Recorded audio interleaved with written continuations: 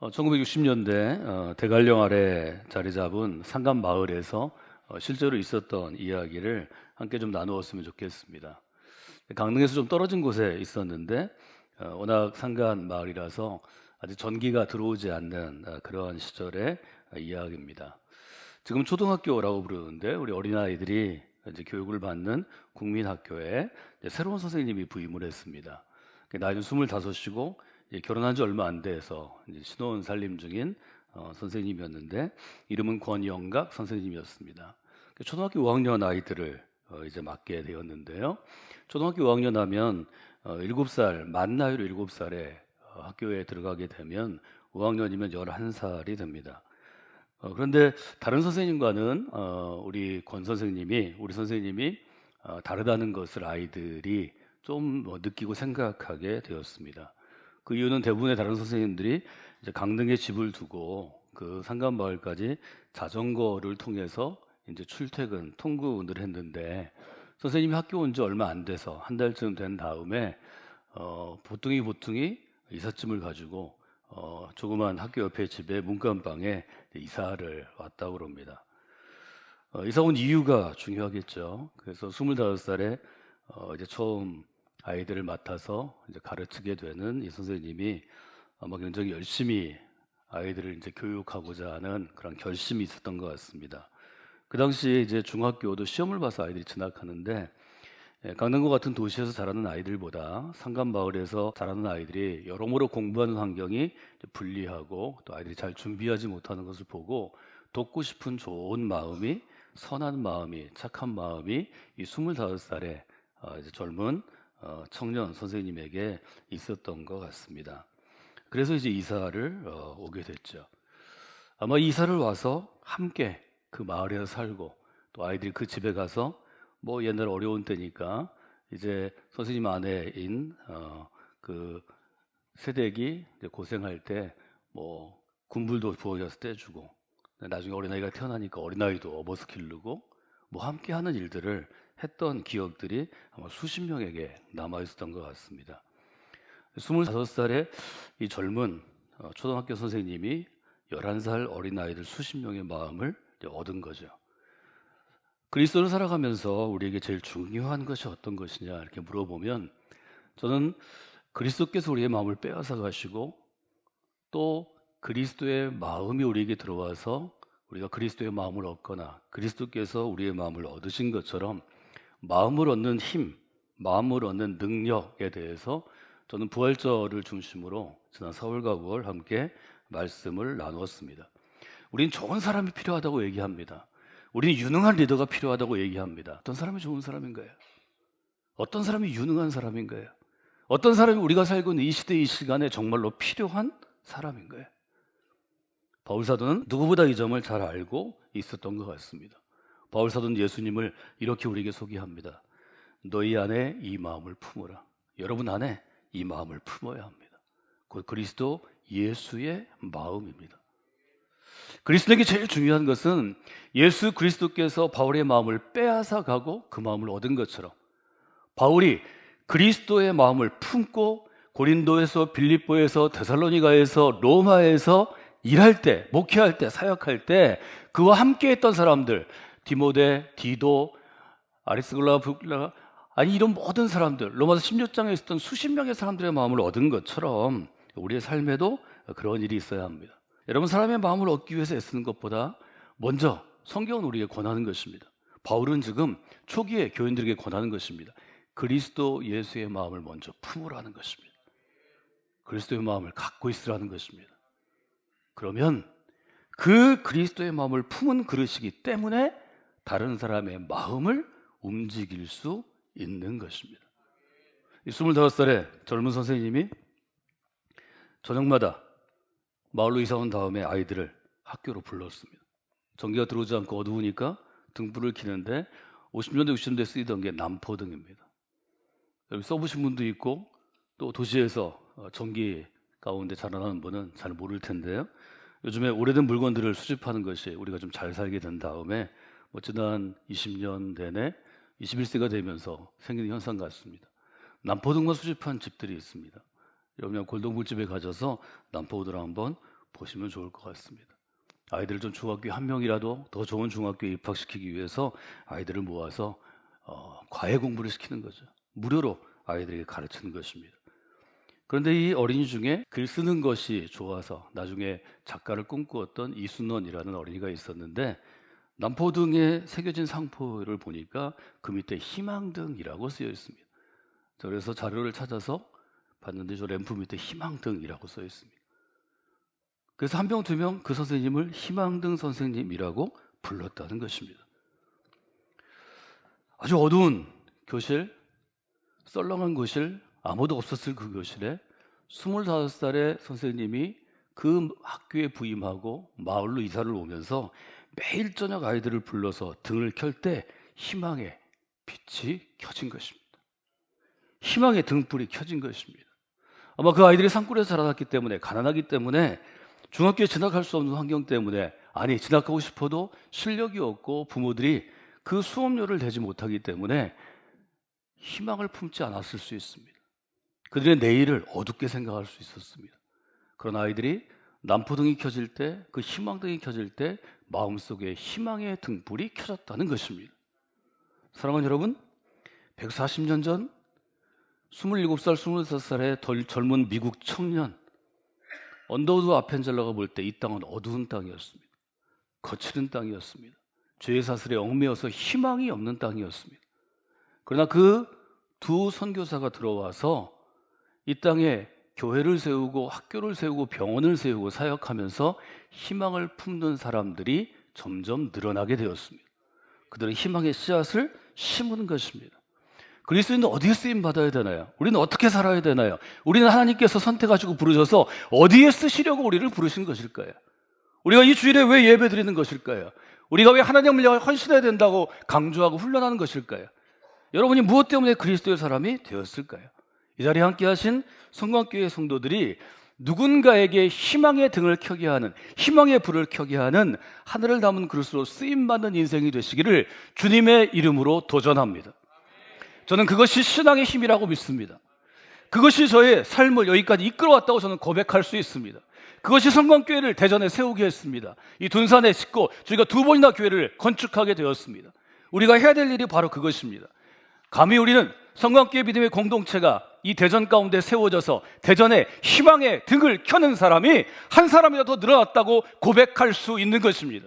우리가 고백할 때, 우리가 그렇게 믿을 때, 우리가 그렇게 믿고 이야기하고 믿고 선언하고 믿고 살아갈 때 하나님께서 일하실 것입니다. 성경은 그것을 성령의 역사라고 표현합니다. 이것이 교회가 해야 할 일입니다. 이것이 교회가 하는 일입니다. 여러분, 믿음은 무엇인가요? 여러분에게 누군가 물어볼 수 있습니다. 여러분의 자녀들이 물어볼 수 있습니다. 아빠, 믿음은 무엇인가요?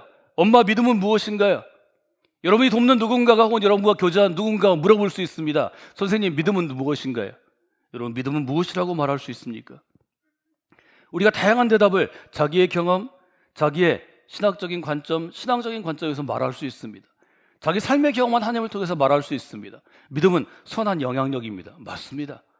믿음은 선한 영향력입니다. 믿음은 나 자신에게 선한 영향을 줘서 나를 바꿉니다. 주변의 사람들에게 선한 영향을 줘서 주변을 바꿉니다. 이 나라 어두운 조선 땅이 일제강점기와 전쟁의 시기와 가난한 시기와 독재의 시기와 민주의 시기를 다 거쳐서 이 나라가 지금처럼 자유롭게 살 수 있게 된 것은 바로 복음의 선한 영향력 때문입니다. 그리스도의 선한 영향이기 때문입니다. 믿음은 변화입니다. 믿음은 어떤 변화를 가져오나요? 나 자신의 마음을 바꿉니다. 나의 생각을 바꿉니다. 마음과 생각이 바뀌면 나의 언어가 바뀝니다. 나의 마음과 생각과 언어가 바뀌어지면 나의 행동이 바뀌어집니다. 나의 삶 전체가 바뀌어지는 것입니다. 이것이 한 가정을, 한 직장을, 한 도시를, 한 나라를, 그 시대를 변화시킬 수 있습니다. 여러분, 믿음은 생명입니다. 믿음은 삶을 포기하고 죽으려 하는 사람들을 살려내는 능력이 있습니다. 여러분 중에 그런 분이 있을 것입니다. 불치의 병에 걸려서 죽음을 앞두고 있을 때 하나님이 그 병을 치유함으로 새로운 생명의 삶을 살게 된 사람이 있을 것입니다. 제가 그런 사람입니다. 여러분이 낙담하고 절망하고 실수하고 어려워서 삶을 포기하고 싶을 때 하나님의 생명의 능력이 여러분을 일으켜 세워서 지금 살아있는 사람이 여기 있을 것입니다. 복음은 살리는 능력이 있습니다. 믿음이 들어가면 죽어가던 사람이 살아납니다. 믿음이 들어가면 죽었던 땅이 살아납니다. 믿음이 들어가면 죽었던 시대가 살아나는 것입니다. 그것이 복음의 역사이고 그것이 하나님께서 이 땅 가운데 행하시는 일입니다. 우리는 그것을 구원의 역사라고 부릅니다. 성악교 믿음의 공동체가 우리 모두가 그 일 가운데 쓰임받기 위하여 이 자리에 나온 것입니다. 여러분의 삶이 이렇게 쓰임받기를 원합니다. 여러분의 삶이 그렇게 하나님께 드려지는 삶이 되기를 원합니다. 여러분의 삶이 이 땅 가운데 생명의 변화를 일으키며 선한 영향력을 끼치는 귀한 삶이 되기를 원합니다. 히브리서를 통해서 초기의 교인들, 초기에 교회를 이루었던 초기 기독교의 신자들이 이렇게 고백했습니다. 믿음은 바라는 것들의 실상입니다. 여러분, 이것을 우리가 어떻게 번역할 수 있나요? 제가 이 부분을 주기적으로 반복적으로 설명할 때 이렇게 해석할 수 있다고 말씀을 드렸습니다. 믿음은 희망의 근거가 됩니다. 근거라는 한자어 단어는 어디에 쓰는 것인가요? 근거가 된다는 것은 근본이 된다, 그런 뜻입니다. 생활의 근거를 마련하다. 생활할 수 있는 아주 기준점, 토대, 기초를 마련한 것입니다. 법에 근거하여 처리하다, 규칙에 근거하여 처리하다, 이렇게 말하면 내가 어떤 의견을 가질 때, 어떤 판단을 가질 때 그 근본이 되는 사실입니다. 즉 믿음은 희망의 근거가 된다는 것입니다. 더 짧게 단문으로 더 힘있게 줄이면 어떻게 될까요? 믿음은 희망입니다. 믿음은 바라는 것들의 실상이라는 고백은 믿음은 희망입니다, 이렇게 우리가 말할 수 있는 아주 분명한 해석이 됩니다. 여러분, 사람이 살다 보면 더 이상 버틸 수 없는 절망스러운 상황에 처할 수 있습니다. 누구나 처하게 됩니다. 내가 잘못해서 그럴 수도 있습니다. 내가 실수해서 그럴 수도 있습니다. 아니, 내가 아무것도 안 했는데 정말 억울한데 절망의 수렁에 빠질 때가 있습니다. 그때 어떻게 해야 합니까? 믿음이 없는 사람들은 절망의 수렁에 빠져서 빠져나오려고 애를 씁니다. 애를 쓰다가 안 되면 불평하죠. 어려움을 두는 사람을 욕하고 비난하고 원망하죠. 나중엔 포기하죠. 수렁에 빠집니다. 결국은 죽게 되는 것입니다. 그것이 인생입니다. 하나님께서 부르시고 선택받은 우리는 믿음의 사람들, 믿음이 적든 크든, 믿음이 있든 없든 믿음의 사람들로 부르심을 받은 사람들은 이때 어떻게 해야 합니까? 절망의 수렁에 빠졌을 때 어떻게 해야 합니까? 믿음으로 하나님의 도우심을 구해야 합니다. 여러분이 알고 있는 시편의 모든 것들을 저는 세 단어로 줄일 수 있다고 생각합니다. 하나님, 나를 도와주시옵소서. 하나님의 얼굴을 돌려, 하나님의 눈을 돌려 나를 좀 봐주시옵소서. 나를 바라봐 주시기를 원합니다. 돌아보시기를 원합니다. 그리고 하나님, 이 절망의 수렁에서 나를 건져 주옵소서. 나를 도우소서, 나를 돌아보소서, 나를 건져 주소서. 이것은 모든 시가 갖고 있는 아주 근본적인 구조입니다. 이것이 기도하는 것입니다. 오늘 예레미야서를 함께 읽었는데요, 하나님을 향하여 간구하고 부르짖으면 하나님께서 여러분을 돌아보시고 여러분에게 시선을 맞추시고 여러분의 기도를 들으시고 여러분을 도우시고 건져주신다는 것입니다. 단순하죠.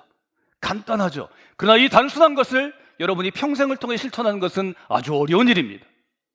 믿음 있는 사람도, 신앙생활을 하는 사람도, 교회 직분이 있는 사람도 오래 믿고 적게 믿고 아주 크게 믿고 상관없이 절망에 빠지면 누구나 낙심하고 낙담하고 포기하고 싶은 것입니다. 우리가 내일을 생각하는 것, 미래를 이야기하는 것은 절망하는 사람은 내일을 이야기하지 않습니다. 오직 희망을 품은 사람이 내일을 이야기할 수 있습니다. 앞선 주제로 돌아가면 절망의 수렁에 빠졌을 때 믿음의 사람들은 희망을 품게 됩니다. 여러분이 절망의 수렁에 똑같이 빠졌는데 여러분의 형제와 여러분의 친구들과 여러분이 가까운 직장 동료들과 절망의 수렁에 똑같이 빠졌는데 그래도 그 다음날 아침에 희망을 품게 됐다면 그것은 믿음 있는 것입니다. 여러분이 절망의 수렁에 똑같이 빠졌는데 그 다음날에 다른 사람은 희망을 품는데 나는 희망을 품을 수 없다면 그것은 믿음 없는 상태입니다. 믿음 있는 사람은 절망의 수렁에 빠져있을 때 하나님이 희망을 심어주십니다. 오늘 밤에는 슬피 울며 잠들지라도 내일 아침에는 하나님이 행하실 일을 기대하고 축복하며 시작하는 것입니다. 여러분들에게 이렇게 새로 살아나는 생명의 역사, 미래 비전의 역사, 희망의 역사가 일어나는 귀한 삶이 되시기를 주님의 이름으로 축원해 드립니다. 믿음의 희망은 어떤 것인가요? 히브리서는 아브라함으로부터 시작합니다. 아브라함은 갈대아 우르라는 땅에 살았습니다. 거기서 희망 없는 매일매일을 살았습니다. 어느 날 하나님께서 그에게 희망을 주셨습니다. 그 희망은 약속의 땅을 주시리라는 약속이었습니다. 아브라함은 그 땅을 떠났습니다. 문제가 있었죠. 아브라함이 희망을 품고 그 땅을 떠날 때 그에게는 자식이 없었습니다. 고대 사회에서는 자식이 있고 없고는 큰 차이입니다. 아무리 희망의 땅을 하나님께서 주셔도 그 땅을 물려줄 자식이 있어야 그것이 의미 있기 때문입니다. 아브라함 나이가 너무 많았습니다. 아이를 가질 수 없었습니다. 희망이 없어졌습니다. 희망을 품을 수 없는 상황입니다. 바울은 로마서 4장을 통해서 하나님이 왜 아브라함을 믿음의 아버지로 믿음의 조상으로 우리에게 세워주시는가를 잘 알게 합니다. 그래서 아브라함의 마음, 아브라함의 생각, 아브라함의 자세 때문입니다. 18절 이렇게 시작합니다. 아브라함이 바랄 수 없는 중에 바라고 믿었으니 이는 내 후손이 이같으리라 하신 말씀대로 많은 민족의 조상이 되게 하려 하심이라. 이 구절 여러분 암송하시기 바랍니다. 표준세 번역은 제가 좋아하는 번역인데 이것을 이렇게 새롭게 번역했습니다. 함께 읽어볼까요? 아브라함은 희망이 사라진 때에도 바라면서 믿었으므로 너의 자손이 이와 같이 많아질 것이다 하신 말씀대로 많은 민족의 조상이 되었습니다. 여러분 이 구절을 암송하십시오. 이 구절을 기억하십시오. 그리고 여러분에게 희망이 없다고 생각될 때, 희망이 자기의 모습을 감추어서 사라졌다고 생각했을 때, 도무지 희망의 그림자도 잡지 못했을 때 이 구절을 한 번, 두 번, 10번, 20번, 100번, 1000번 암송하시면서 하나님 앞에 서시기 바랍니다. 믿음은 어떤 것인가요? 아브라함이 했던 것처럼 희망이 사라진 때에도 첫째 바라는 것이고 두 번째 믿는 것입니다. 여러분 그런 믿음의 소유자가 되시기를 원합니다. 아브라함이 희망이 사라진 때에도 바라고 믿었다면 왜 하나님은 아브라함을 믿음의 조상, 믿음의 아버지라고 그렇게 호칭했을까요? 이름 붙였을까요? 우리도 할 수 있는 것입니다. 아브라함이 했다면 믿음의 후손인 우리도 그렇게 할 수 있습니다. 희망이 사라진 때에도 여러분 바라고 믿을 수 있습니다. 그 믿음의 역사가 2025년 이 여름이 시작되는 이 늦은 봄, 초여름부터 이 여름에 일어난 여러분의 삶이 되기를 원합니다. 여러분의 믿음의 기록이 되기를 원합니다. 여러분의 자녀를 위해 우리가 무엇을 줄 수 있습니까? 여러분의 자녀를 위해 집을 줄 수 있죠. 좋은 자동차 줄 수 있죠. 혹은 직업도 여러분 줄 수 있습니다. 그러나 그것이 전부일까요?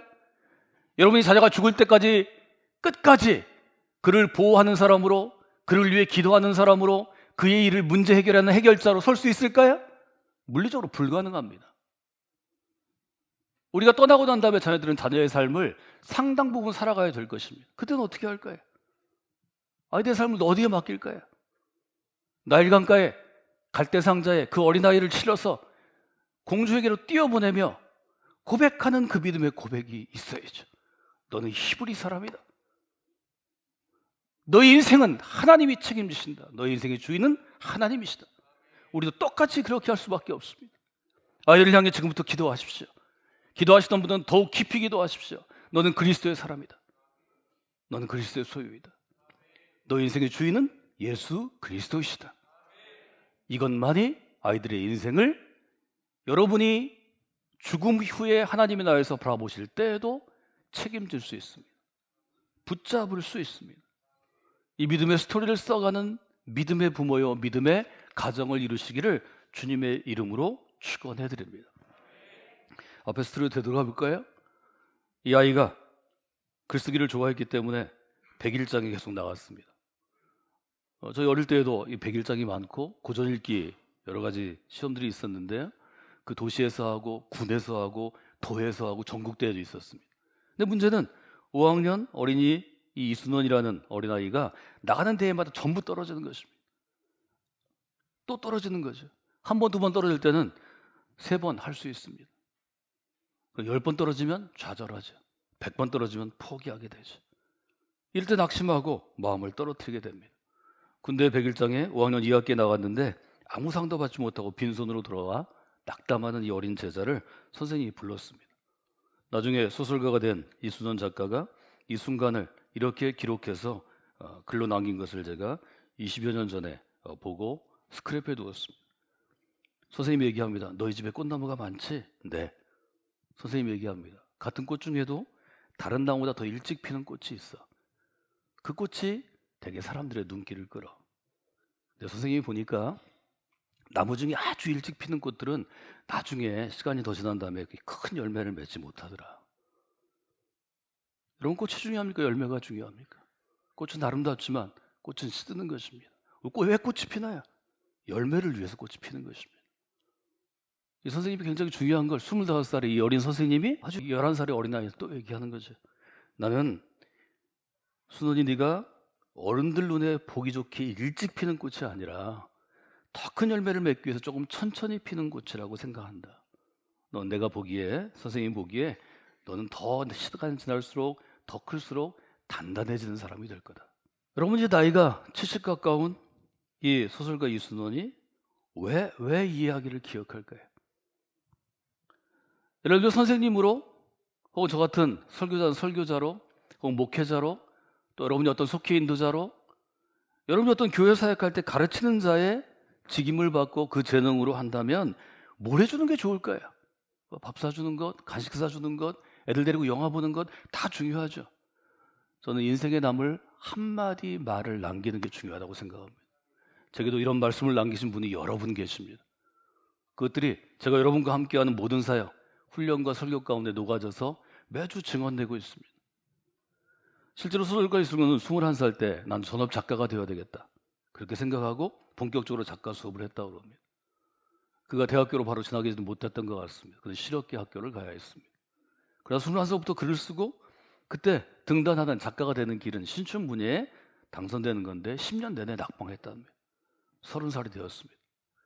1988년에 그는 문학사상 신춘문예에 단편소설 낫달이라는 단편소설이 당선돼서 본격적인 작가가 됩니다. 여러분, 20대 21살부터 30살까지 등단하지 못하는 그 시간을 어떻게 견뎠을까요?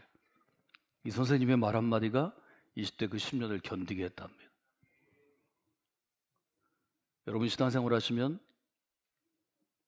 이런 믿음의 격려, 이런 인생의 격려를 사람들을 통하여, 하나님이 세우신 사람들을 통하여 하나님으로부터 이미 받으셨을 것입니다.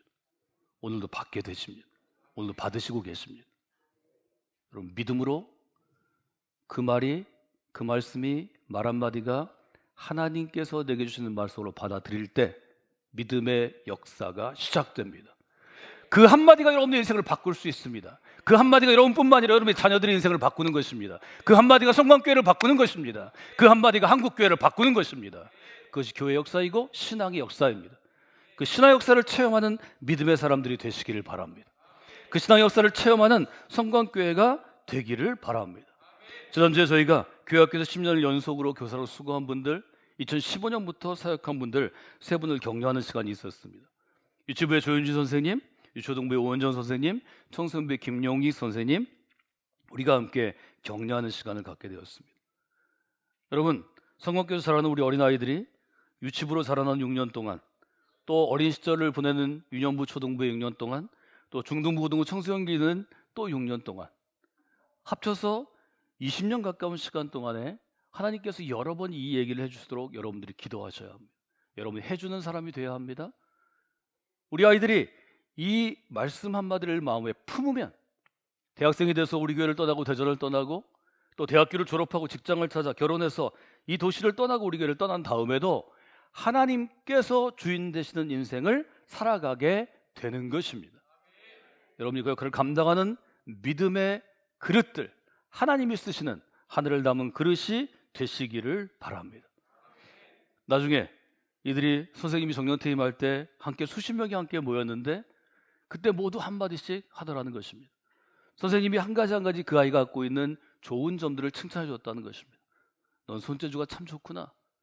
이 손재주로 세상을 아름답게 하겠구나. 너는 정리를 잘하는구나.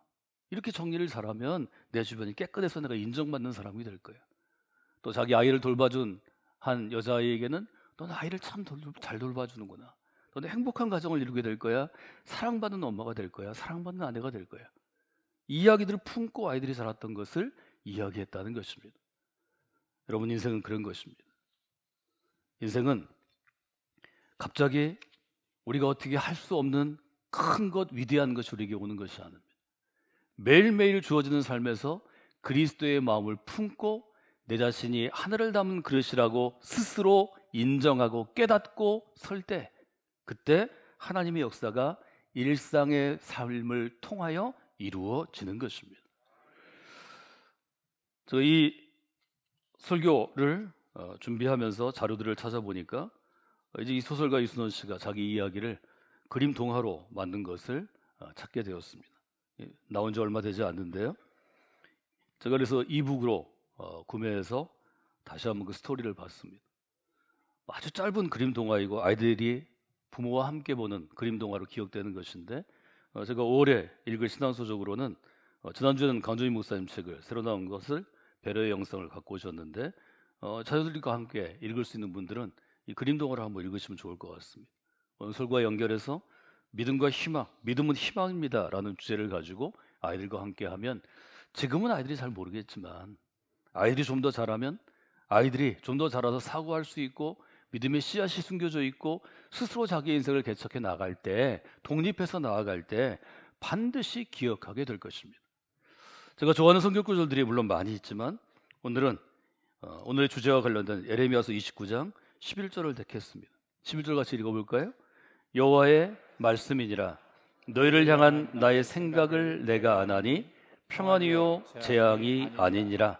너희에게 미래와 희망을 주는 것이니라. 우리를 향한 하나님의 생각은 어떤 것입니까? 물론 예레미야의 시대, 예레미야가 이 말씀을 전할 때 유다 백성들의 상황은 물론 우리와는 다릅니다. 아주 분명한 키워드가 있죠. 너희를 향한 나의 생각을 하니, 첫째는 평안이요, 둘째는 미래요, 셋째는 희망이라는 것입니다. 하나님께서 예레미야를 통해서 이스라엘 백성들에 주시고자 하는 것이 평안, 미래, 희망이라는 것입니다. 저는 신학대학과 대학원 과정, 그 이후에 유학하는 과정에서 제게 신학하는 것, 또 성경을 해석하는 것을 가르쳐준 몇 분의 선생님들이 계신데, 구약은 우리에게도 여러 번 오신 왕대일 교수님이 제 구약 선생님입니다. 이분과 예언서를 몇 년과 같이 연구하면서 이분이 제일 강조했고 저도 받아들인 주제가 그것입니다. 제가 신앙생활을 할 때는 열심히 있는 청년으로, 평신도로 있을 때에는 예언서는 하나님의 심판의 책이라고 배웠습니다. 또 그렇게 알고 있었습니다. 이스라엘 백성들이 죄를 범하고 잘못했을 때 하나님이 심판을 내리시고 예언자들이 그 심판을 이야기하는 것, 이것이 예언서의 구조라고 생각했습니다.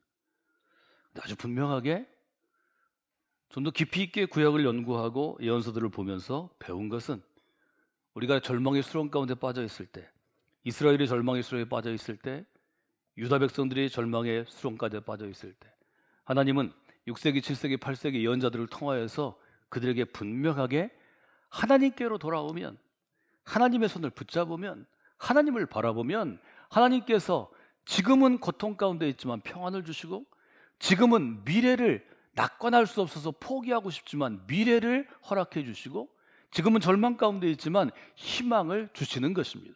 여러분, 어렵고 힘들 때 이 구절을 암송하시기를 바랍니다. 나 여호와의 말씀이니라. 너희를 향한 나의 생각을 내가 아나니 평안이요 재앙이 아니니라.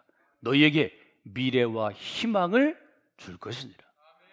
여러분, 이 마음이 여러분을 살리는 믿음의 귀한 역사요, 믿음의 선언이 되기를 원합니다. 여러분, 우리는 믿음으로 살아가는 사람들입니다.